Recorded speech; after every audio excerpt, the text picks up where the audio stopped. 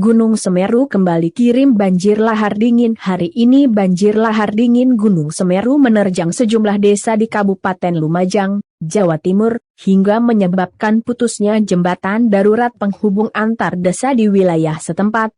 Minggu, 2 Januari 2022, sore.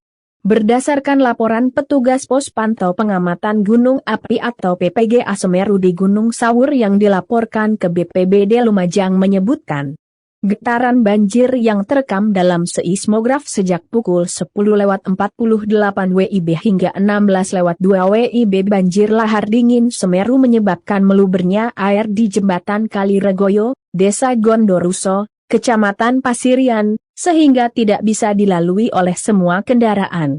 Hingga kini, status Gunung Semeru masih level 3 atau siaga.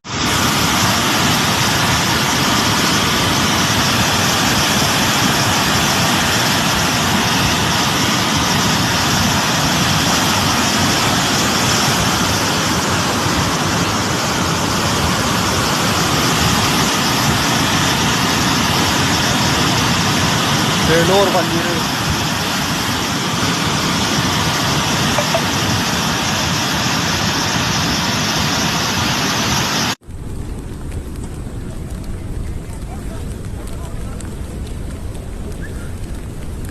Kondisi di Umbulan sekarang sedang banjir lahar dingin.